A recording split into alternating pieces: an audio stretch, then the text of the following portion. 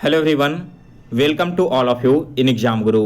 दोस्तों, Indian air force phase 2 का exam 21 अगस्त से स्टार्ट हो रहा है और फेज़ 2 में आपको क्या क्या डॉक्यूमेंट्स लेकर जाने हैं इसके बारे में मैंने आपको प्रीवियस के वीडियो में ही सारी चीज़ें एक्सप्लेन कर दी थी। लेकिन इसके बाद भी आपके काफ़ी कमेंट्स आ रहे थे, तो मैंने एक और वीडियो बनाने का यहाँ पर फैसला लिया और इस वीडियो में दोस्तों मैं आपको हर एक पॉइंट क्लियर करने वाला हूँ, यानी कि क्या क्या डॉक्यूमेंट्स आपको अपने साथ फेज़ 2 में लेकर जाने होंगे जिससे कि आपको वहाँ पर एंट्री में किसी भी तरह की प्रॉब्लम ना हो। दोस्तों, अगर आपके पास अभी तक ये सारे डॉक्यूमेंट्स नहीं हैं तो लगभग 4 से 5 दिन का टाइम बचा हुआ है। आप इन दिनों में अपने डॉक्यूमेंट्स रेडी कर लेना। और इस वीडियो को देखने के बाद भी अगर आपके मन में कोई डाउट या क्यूरीज रह जाता है तो आप हमें इस वीडियो के कमेंट बॉक्स में पूछ लेना, मैं वहीं पर आपके सारे डाउट्स क्लियर कर दूंगा। साथ में दोस्तों, जितने भी नए लोग इस वीडियो को देख रहे हैं, आप सभी से रिक्वेस्ट है कि अगर आप एक डिफेंस एस्पिरेंट हो और डिफेंस एग्जाम से रिलेटेड हर एक जानकारी सबसे पहले एंड ऑथेंटिक वे में देखना चाहते हो तो एग्जाम गुरु चैनल को जरूर सब्सक्राइब कर लें और इसके ऑल बेल नोटिफिकेशन को भी ऑन कर लें। चलिए दोस्तों, आज का वीडियो स्टार्ट करते हैं। सो गाइज, यहाँ पर मैंने फेज़ 2 का एडमिट कार्ड ओपन कर रखा है। अब आइए देखते हैं इनमें क्या क्या इंपॉर्टेंट डॉक्यूमेंट्स आपसे डिमांड की गई है। तो सबसे पहले दोस्तों यहाँ पर पूछा गया कि candidate have to report ASC on date and time as mentioned in phase 2 admit card along with their following documents। सबसे पहले तो आपको जो भी सेंटर अलॉट किया गया है वहाँ पर 5:30 में मॉर्निंग में रिपोर्ट करना है, तो बिल्कुल टाइम से आप सभी लोग वहाँ पर रिपोर्ट कर देना सारे डॉक्यूमेंट्स के साथ में। अगर आप यहाँ पर लेट करते हो तो फिर आपकी एंट्री नहीं मिलेगी। इसके बाद जो इंपॉर्टेंट डॉक्यूमेंट्स है इसमें पहला नंबर आता है आपका फेज़ 2 का एडमिट कार्ड। और यह जो एडमिट कार्ड है वो आपको कलर फॉर्म में लेकर जाना है, ब्लैक एंड वाइट में प्रिंट करवा कर नहीं लेकर जाना। इसके अलावा जो आपका फेज़ 1 का एग्ज़ाम हुआ था, यानी कि जो रिटन टेस्ट हुआ था आपका ऑनलाइन एग्जामिनेशन, उसका भी एडमिट कार्ड आपको अपने साथ लेकर जाना होगा। जो एडमिट कार्ड आपने फेज़ 1 के एग्ज़ाम के दौरान सेंटर पर लेकर गया था उसी में आपके इंडियन एयरफोर्स के स्टैंप एंड उनके सिग्नेचर वगैरह किए हुए होंगे, तो वो बिल्कुल सेम एडमिट कार्ड आपको अपने साथ लेकर जाना है। जिनके पास वो एडमिट कार्ड नहीं है, अगर आपने रिटन एग्जाम के बाद उस एडमिट कार्ड को खो दिया है तब आपको प्रॉब्लम हो सकती है, वहाँ पर आपको एंट्री नहीं मिलेगी। इसके बाद सेकंड पॉइंट है आपका डली field and signed tattoo certificate bye candidate. यानी कि दोस्तों यहाँ पर आपने अगर बॉडी पार्ट्स पर किसी भी तरह का टैटू बनवा रखा है तो उस टैटू के बारे में आपको पूरी डिटेल्स देनी होगी। और डिटेल्स कैसे देना होगा, तो इसके रिगार्डिंग आपको इस एडमिट कार्ड के सबसे लास्ट में एक सर्टिफिकेट दिया गया है जिसमें आपको सभी डिटेल्स बताने होंगे, जैसे कि आपका टैटू परमानेंट है या फिर टेम्पररी है, वो वहाँ पर कितने बड़ा साइज का है और किस तरह का टैटू है। इसके बाद तीसरा पॉइंट है duly signed consent form of PFT and medical test by the candidate if 18 years and above of age to be signed by parent and guardian if below 18 years. यानी कि दोस्तों, अगर आपकी उम्र 18 साल से कम है तब आपको फिजिकल फिटनेस टेस्ट और मेडिकल टेस्ट के लिए एक सर्टिफिकेट साइन करवा कर लेकर जाना होगा अपने पेरेंट या फिर गार्जियन से। और अगर आपकी एज 18 से ज़्यादा हो चुकी है तो उस फॉर्म में आपको पेरेंट और गार्जियन का साइन लेने की ज़रूरत नहीं है, आपके खुद के सिग्नेचर भी वहाँ पर वैलिड होंगे। ये सारे जो फॉर्म है ना वो आपके फेज़ 2 के एडमिट कार्ड के सबसे लास्ट में दिए गए हैं, तो वीडियो के लास्ट में मैं आपको वो सारे फॉर्म भी दिखा दूंगा और उसमें क्या क्या चीज़ें फिल करनी है वो भी मैं आपको बता दूंगा। इसके बाद है कलर्ड प्रिंट आउट ऑफ डली field application form downloaded on completion of online registration. यानी कि दोस्तों, जब आपने फॉर्म को फिल किया होगा तो आपको एक प्रिंट आउट निकाल कर देता है साइबर कैफे वाला, वो प्रिंट आउट आपको कलर फॉर्म में लेकर जाना है। अगर आपके पास अभी वो अवेलेबल नहीं है तो आपके जो भी ईमेल आईडी एंड पासवर्ड है उससे आप लॉगिन करके फिर से उसे डाउनलोड कर सकते हो। अगर आपको डाउनलोड करने नहीं आता तो आप हमें कमेंट बॉक्स में बता देना, मैं नेक्स्ट वीडियो में उसे एक्सप्लेन कर दूंगा।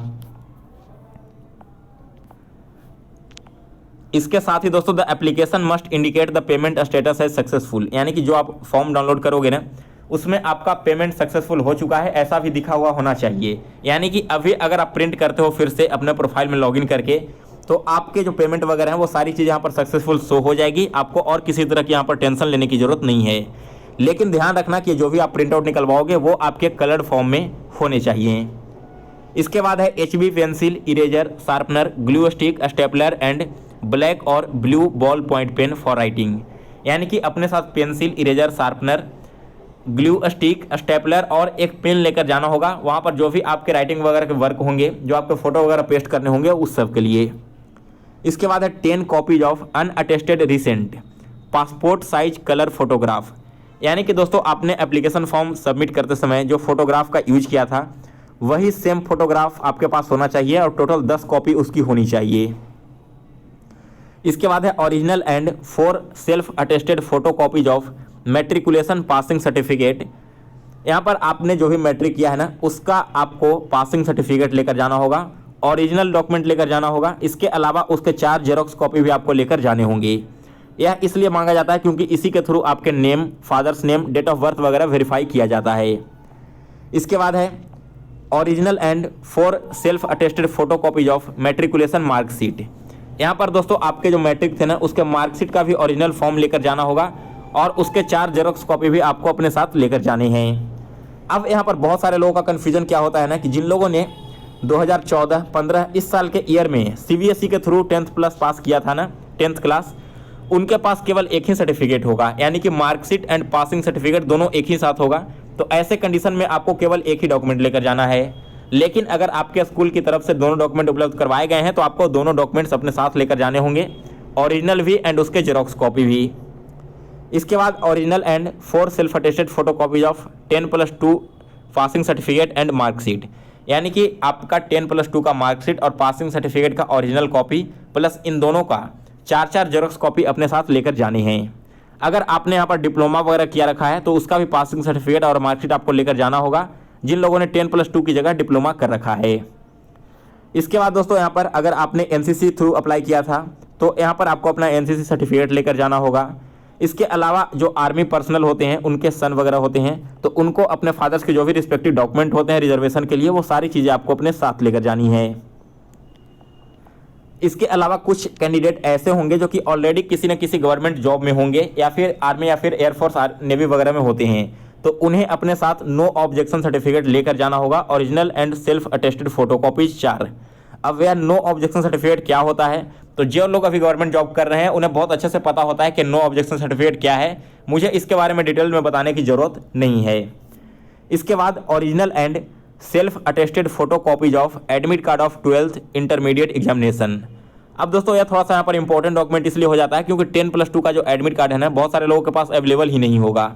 तो इसके रिगार्डिंग मैं कोशिश करूंगा कि इंडियन एयरफोर्स के ऑफिसर से कल मॉर्निंग में कांटेक्ट करूं और फिर उनसे पूछूं कि अगर जिनके पास एडमिट कार्ड नहीं है 10+2 का, वे इस कंडीशन में क्या करेंगे।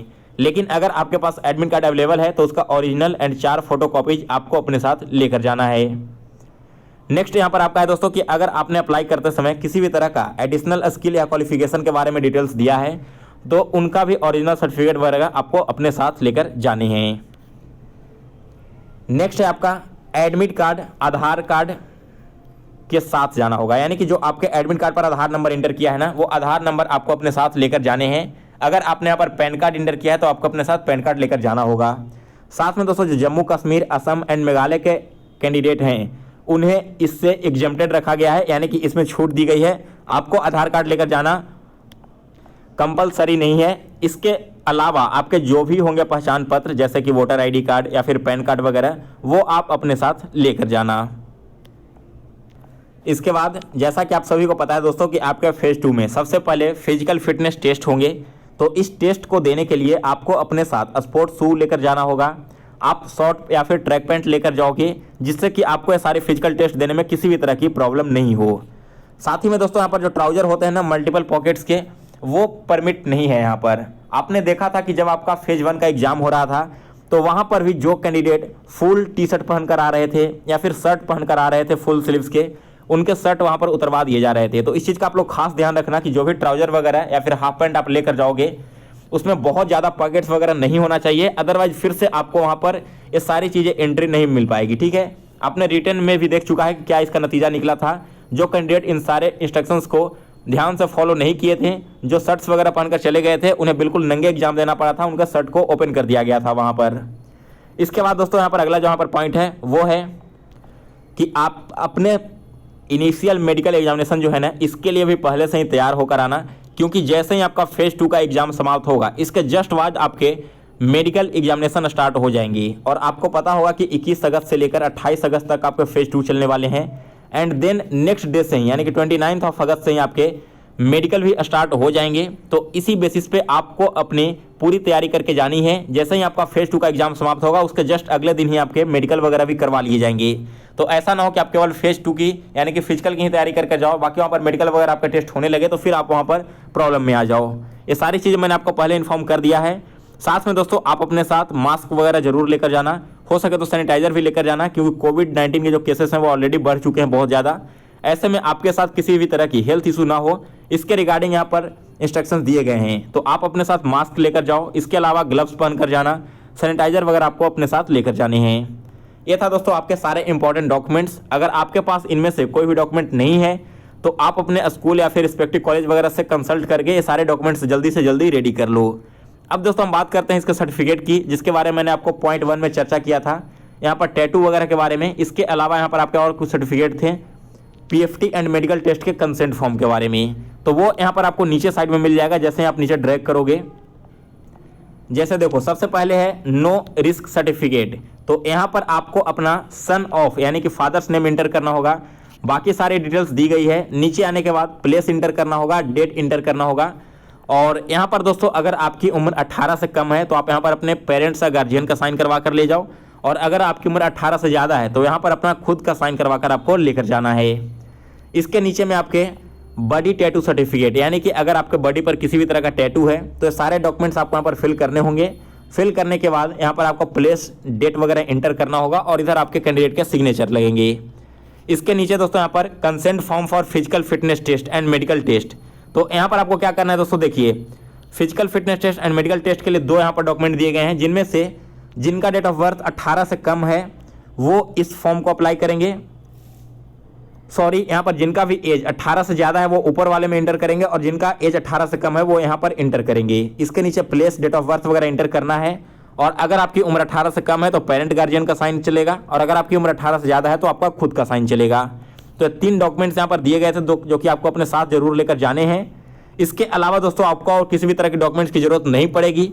सो मैंने आपको सारी चीज़ें बिल्कुल अच्छे से एक्सप्लेन कर दिया है, पॉइंट वाइज पॉइंट। अब मुझे नहीं लगता कि आपको किसी भी तरह की प्रॉब्लम होगी फेज 2 के डॉक्यूमेंट्स के रिगार्डिंग। फिर भी अगर आपके मन में कोई डाउट या क्यूरीज रह जाता है तो आप बेझिझक हमें कमेंट बॉक्स में पूछ सकते हो, आपके सारे कमेंट्स के जवाब यहाँ पर दिए जाएंगे। और दोस्तों अगर आपको वीडियो पसंद आया हो तो इसे लाइक करें और शेयर करें।